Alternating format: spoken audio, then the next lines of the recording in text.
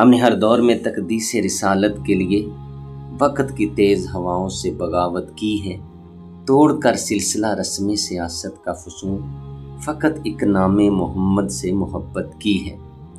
معزز ناظرین، حکمران چاہے کوئی ہو وہ قوم کا خادم ہوتا ہے، اس لیے سوال بھی کیا جا سکتا ہے اور بعض پرس بھی کی جا سکتی ہے۔ سیدنا عمر بن خطاب رضی اللہ تعالیٰ عنہ، جنہوں نے پوری دنیا میں عدل و انصاف کا ڈنکا بجایا ہے، سیدنا عمر بن خطاب رضی اللہ عنہ، جنہوں نے کیسر و کسریٰ کو فتح کر کے اسلام کے زیر نگین کیا ہے، وہ سیدنا عمر بن خطاب رضی اللہ عنہ جن کا نام سن کر شیطان بھی ڈرتا ہے۔ اگر ان سے چادر کے بارے میں سوال کیا جا سکتا ہے تو شہباز شریف اور مریم نواز یہ کس باغ کی مولی ہے کہ ان سے باز پرس نہ کی جائے۔ مریم نواز صاحبہ، آپ کو پتہ ہے کہ بسنت ایک ہندوانہ تہوار ہے، ایک ظالمانہ تہوار ہے، ایک قاتلانہ تہوار ہے۔ کیا آپ کو کوئی پوچھنے والا نہیں آپ نے یہ تہوار منانے کا فیصلہ کیوں کیا ہے؟ پتنگ کی ڈور سے اگر ایک جان بھی ضائع ہوتی ہے اس کا قاتل کون ہوگا؟ مریم نواز صاحبہ، یہ پو کاٹا کی صدائیں جو لگیں گی اس کا آپ کو فائدہ کیا ہوگا؟ یہ جو رقص و سرود کی محفلیں سجیں گی تو اس کا ایصال ثواب کس کو ہوگا؟ یہ اربوں روپے جو اس تہوار پر خرچ ہوگا اس کا ذمہ دار کون ہوگا؟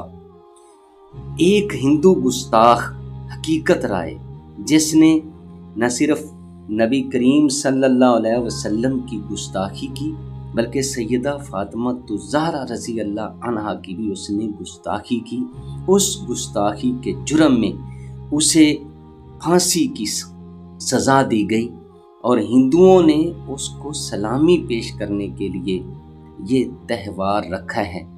کیا آپ سے پوچھا جا سکتا ہے کہ وہ حقیقت رائے ہندو گستاخ آپ کا ماموں لگتا ہے کہ آپ نے اس تہوار کو منانا ضروری سمجھا؟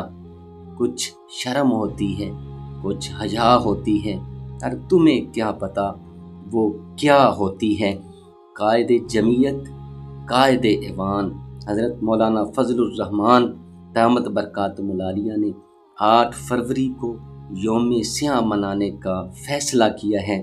یاد رکھو، اب تمہارے دن گنے جا چکے ہیں، اب تمہارے اقتدار کا سورج ڈوبنے والا ہے، تمہیں ان کارستانیوں کا حساب دینا پڑے گا۔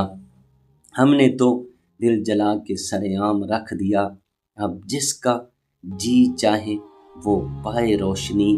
کوئی کہے گا کہ مولوی تیری کون سنے گا، کوئی یہ بھی کہہ سکتا ہے کہ مولوی تجھے اس سے فائدہ کیا ملے گا، کوئی یہ بھی کہہ سکتا ہے کہ تیرے کہنے سے کوئی یہ رک نہیں جائے گا۔ تو بات یہ ہے، کوئی نہ سنے لیکن میرا اللہ تو سن رہا ہے۔ ٹھیک ہے، مجھے 25,000 تو نہیں ملے گا، لیکن اگر مریم نواز 25,000 دے سکتی ہے تو اللہ 25 کروڑ ارب بھی دے سکتا ہے، لیکن سب کچھ پیسہ نہیں ہوتا، اللہ کی رضا ملے گی۔